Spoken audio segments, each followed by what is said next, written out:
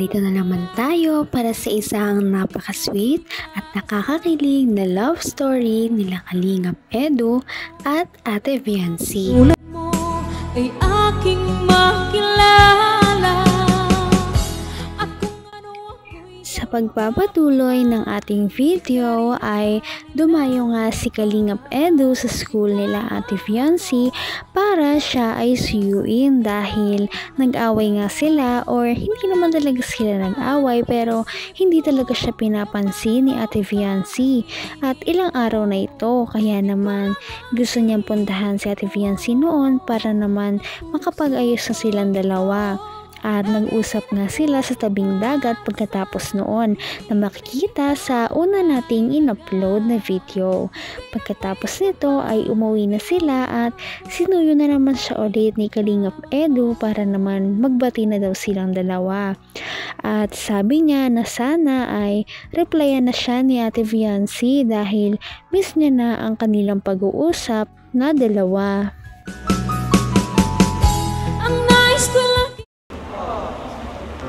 Ayoko ng ganun.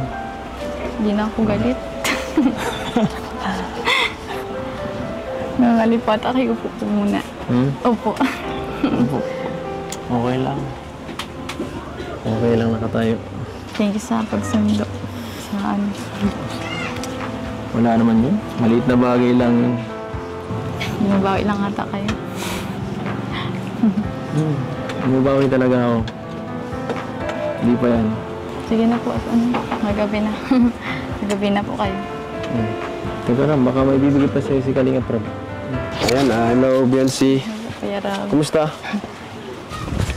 Kumusta yung first day of school? Ayos lang First po. days?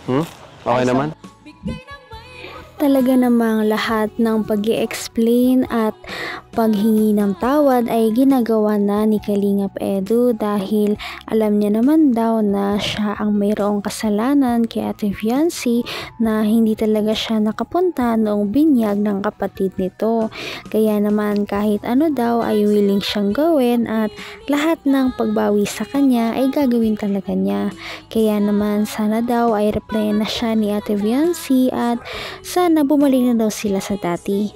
Pagkatapos naman nilang mag-usap at noong sinabi ni Ate Viancy na magre-reply na daw siya, sabi ni Kalingap Rob na mag-usap daw muna sila dahil mayroon daw siyang ipapaabot na galing sa kanilang mga sponsors at another blessings na naman daw.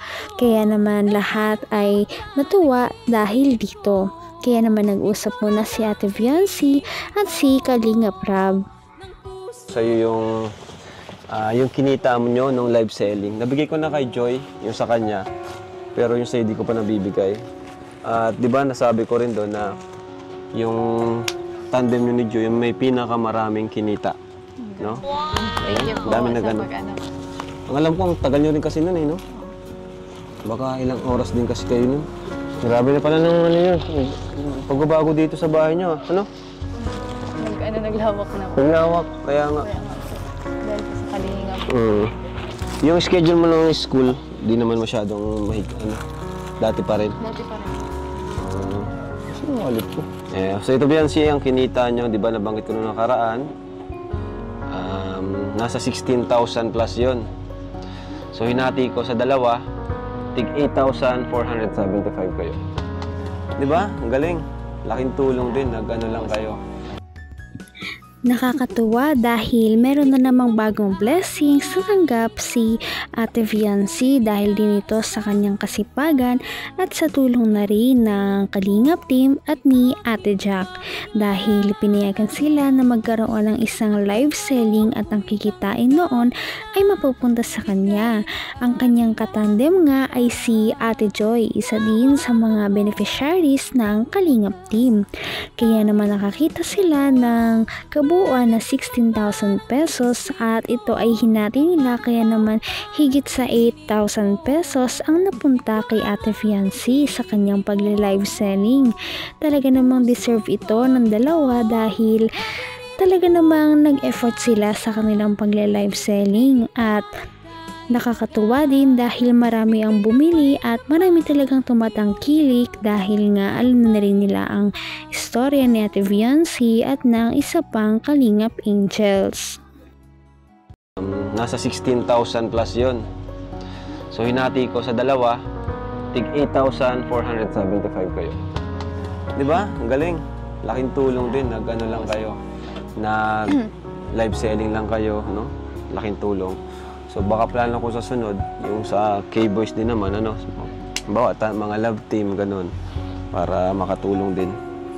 So yan, 8,500. Grabe. Congrats, Viancy. Congrats sa inyo ni Joy. Thank you so much po dun sa mga sumama po sa amin. Live. Sa mga nag-mine, ano? Opo. 3, 1, 2, 3, 4, 5, 6, 7, 8,500. Ayun, Viancy. Thank you po kay Rab. Thank you po kay Ate Jack. Malaking ano din. At least allowance yun, di ba? Salamat po.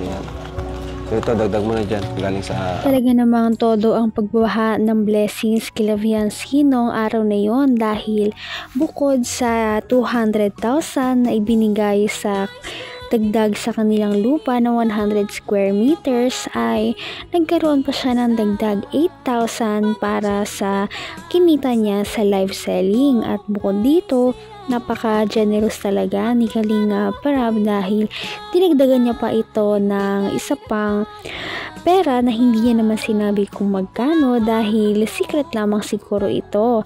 Ngunit binigay niya ito kay Viancy para dagdag na rin daw sa kanilang allowance.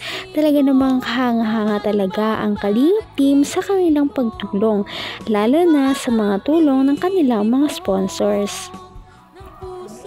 Thank you po. Tita Maricor. Thank you po, Tita Maricor. So yun mga Kalingap, thank you so much po. Ano? Opo. So Viancy, thank you rin sa'yo. Gusto ko magpasalamat sa Panginoon, kay Kuya Bal, kay Ate Edna, kay Ate Jack, sa inyo po Kuya Rab, kay Dr. Lab po, kay Kuya Patrick, plus kay Kuya Edo po. Yun. Tapos po sa mga sponsors. Yun. Sa Tita viewers. Ping, Opo. Tita Ping Ana, Pulido, kay Mami Rexy. Tita Ana po, Tita Rexy, Sir Yun, Leo D. Sir Leo D. Tapos sa EDC Global EDC Supporters po. Sir Lito. Opo, kay Sir Lito po. Sa KAGS. KAGS, kay ROR. Yan, thank you. Kay Ninang Erica. Kay Tita Erica Alton Yan. po. Shoutout din po pala kay Tita Mary Coley. Yan, thank you po. Salamat Sa po Edo sa inyo. Viancy, best friend po kila Tita Gemma po. Yun, Tita thank you, thank Chris, you. Tita Maria, tsaka Tita Sally po. Napakarami talaga ng nagmamahal kay Viancy at sa kanilang tambalan. Kaya naman marami talaga ang pumabaha ng mga sponsors at mga tulong na galing sa ibang tao. Kahit pa galing sa ibang bansa ay talaga namang naaantig sa kwento ni Viancy at sa kanilang love team. Kaya naman napakarami talaga ang tumutulong at ang kanilang bahay na ito ay naging 2 palapag kahit na ang orihinal na plano ay 1 palapag lamang. Ngunit dahil sa pagbibigay ng kanilang mga sponsors ay nadagdagan ito. Ganun na rin ang kanilang lupa na mas lumaki pa ngayon ng 100 square meters at nadagdagan ito. Kaya naman tuwang-tuwa si Viancy at ang kanyang pamilya. So, paano? Mapunta na rin kami, Viancy, at alas 5 na eh, no? Thank you. Thank you sa marami. inyo. Team Kalingap po. Sa K-Boys po, syempre. Thank Masipag you. din po. Bye-bye. Thank you. Kaya rin. Dear. Sunod na lang. Thank you mga Kalingap. God bless po sa inyo lahat. Bye-bye po sa inyo. So, alis na ako. Sana po kayo. Sige po. Hatid ko po kayo. Huling mensahe. Mamaya ha. Hindi kakalimutan. Naghihintay ako sa'yo. Sa chat mo. Okay ba? Napipilitan ka lang yata eh. Sige na po. Sige. Ayun na ako. Mamaya. Sige. Hatid ko na po. Gusto ko, hubby. Gusto. Sige nga, ulitin mo nga. Hindi ako napipilitan. Sige na, Habi. Ikaw At hindi na nga din talaga natiis ni Ate Viancy si Kalingap Edu dahil sa pagkulit nito at sa pagsuyo ng ilang oras at hinintay pa daw siya nito ng kalahating araw ay talagang bumigay na ito at sinabi niya na oo at re-replyan niya na daw si Kalingap Edu at tinawag niya pa itong hubby. Kaya naman kinilig ang mga manonood sa mga nasaksihan nila noong araw na yon dahil napaka-sweet talaga ng dalawa at kahit nag-away pa sila at ito ang kanilang unang LQ ay nag-aayos naman talaga ang dalawa at nagpapatunay ito na talaga namang may chance na magkatuluyan ang EDSI Love Team. Kaya abangan natin ang susunod nilang video. Kaya naman, sana ipatuloy natin silang suportahan at mahalin si Viancy, si Kalingap Edu at ang Kalingap Team. Yun lamang at maraming salamat sa panonood. Abangan natin kung magkakatuluyan ba talaga si Kalingap Edu at Viancy. Hanggang sa muli. Bye! Ngayon'y abot